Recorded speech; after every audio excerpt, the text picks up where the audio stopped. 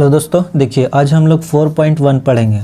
दो चर वाले रैखिक समीकरण। दो चर वाले रैखिक समीकरण में हम लोग को पढ़ना है कि रैखिक समीकरण के बारे में पढ़ना है, यानी ax प्लस by के रूप में, यानी इसको बोलते हैं रैखिक समीकरण। ठीक है, देखिए रैखिक समीकरण हम लोग बोलते हैं रैखिक समीकरण। रैखिक समीकरण बोलते हैं जिस समीकरण के घात का होता है एक होता है, उसको हम लोग बोलते हैं रैखिक समीकरण। द्विघात समीकरण बोलते हैं जिस समीकरण के घात का होता है दो होता है, उसको द्विघात समीकरण बोलते हैं। तो देखिए दो चर वाला रैखिक समीकरण, इसमें दो चर रहेगा, एगो ए भी रहेगा यानी एक्स वाई रहेगा, इसके बारे में हम लोग पढ़ना है।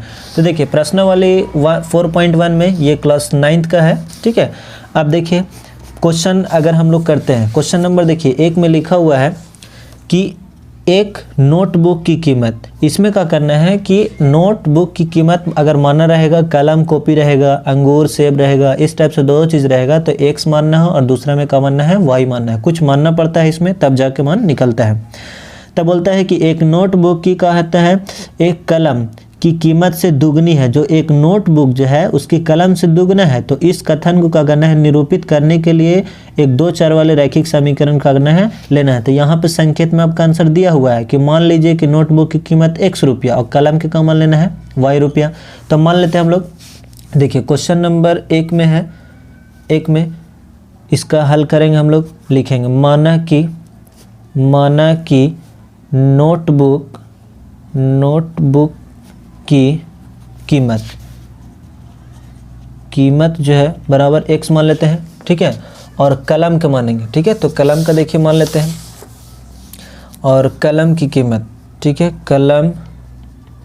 कलम की कीमत मानेंगे बराबर y मान लेते हैं। अब देखिए यहाँ पे कहता है कि जो नोटबुक की कीमत है एक कलम के मूल्य से दुगना है। ठीक है, जो नोटबुक की कीमत है एक कलम के मूल्य से दुगना है। तो लिखेंगे यहाँ पर कि चूंकि एक लिखेंगे, एक नोटबुक की कीमत जो है, कीमत एक कलम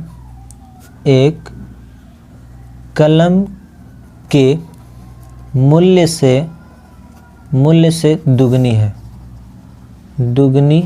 है। देखिए एक कलम, एक देखिए नोटबुक का जो मूल्य है यहाँ पर देखिए लिख लेते हैं यहाँ पर, इसलिए ये आपका नोटबुक है और ये कलम है, तो इसका जो मूल्य है इससे दुगना है। तो लगता है कि ये दुगना है, नहीं, इसमें दुगना नहीं करना है, किसमें करना है, आपको इसमें 2 गुना कर देना है। तो आपका समीकरण क्या हो गया यहाँ पर कि x बराबर 2y हो गया। ये आपका क्या हो गया, आंसर। इसी को बोलता था कि रैखिक समीकरण के रूप में हम लोग को लिख के दिखाना है। ठीक है, अब देखिए क्वेश्चन नंबर 2 का देखते हैं। क्वेश्चन नंबर देखिए दूसरा में कहता क्या है कि निम्नलिखित रैखिक समीकरण को ax प्लस by बराबर 0 के रूप में व्यक्त कीजिए और प्रत्येक स्थिति में a, b और c के मान हम लोग को बताना है। तो पहला देखिए क्वेश्चन नंबर दिया हुआ है, इसको ax प्लस by के रूप में लिखना है। ठीक है, और प्लस c के रूप में लिखना है। तो देखिए पहला लिखा हुआ है कि 2x प्लस 3y बराबर में 9 पॉइंट दिया हुआ है 35, इसके ऊपर अपर्तनांक दिया हुआ है। ठीक है, अब देखते हैं क्वेश्चन नंबर।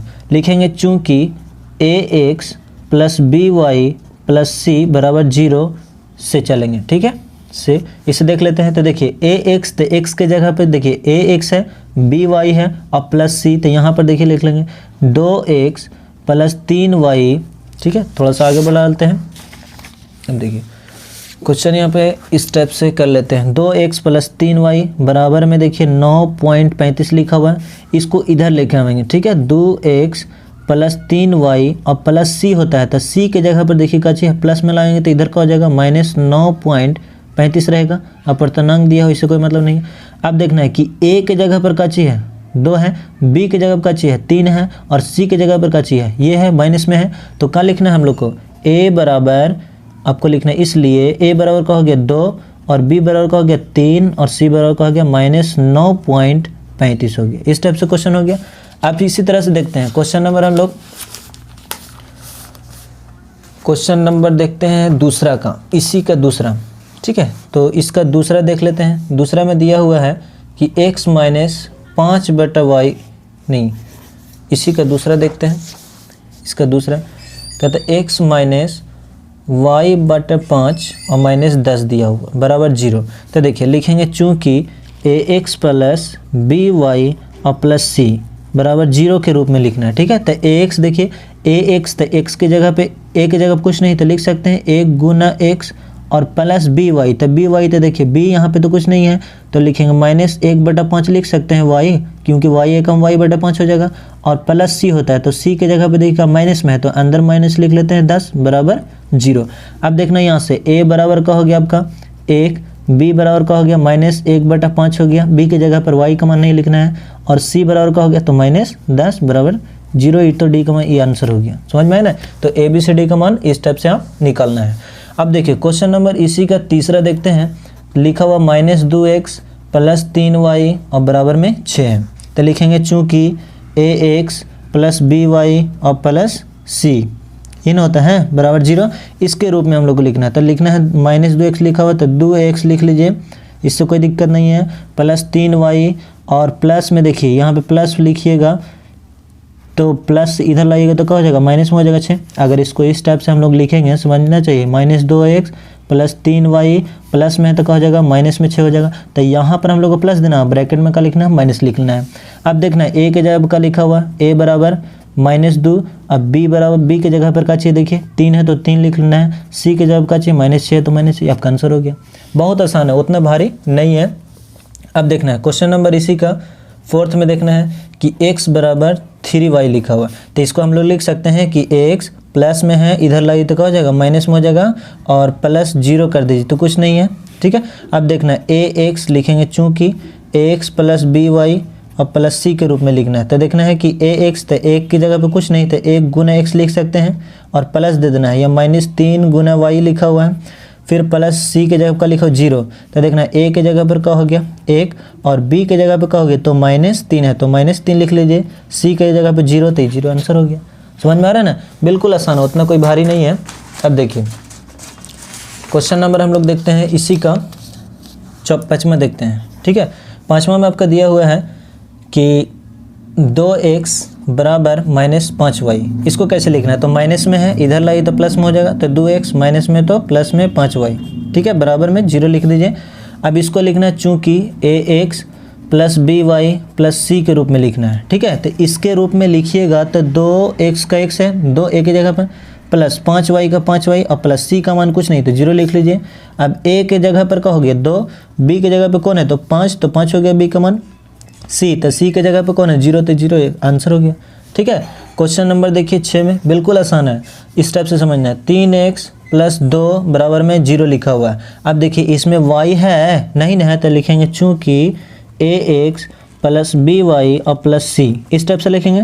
अब देखिए ax तो x की जगह पे देखिए a तो लिखेंगे 3x प्लस by, तो b की जगह पे देखिए तो y के कुछ नहीं है तो लिखते हैं 0 × y, तो गुना करेंगे तो 0 हो जाएगा, 0 से कोई मतलब नहीं। c तो c की जगह पे क्या लिखा हुआ 2 तो 2 लिख लीजिए।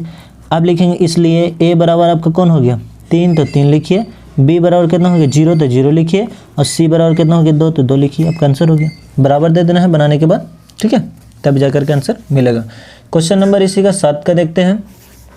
7 में लिखा y -2 बराबर 0, इसमें अब x नहीं है। ठीक है, तो ऐसे लिखना है 0, अब पहले लिख लेते हैं चूँकि ax प्लस by और प्लस c बराबर 0 के रूप में लिखना है। ठीक है, तो ax तो a तो यहाँ पे x तो है नहीं, तो a की जगह पे हम लोग लिख देना है 0 × x, तो ये तो 0 हो जाएगा, और b की जगह का लिखा हुआ है y तो y लिखिए, और प्लस c तो c की जगह -2 है तो -2 ब्रैकेट में लिखिए।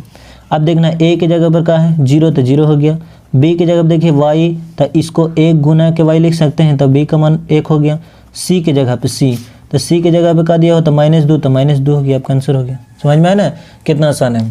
उसी तरह से देखिए 8 का देख लेते हैं, लास्ट है क्वेश्चन नंबर 8।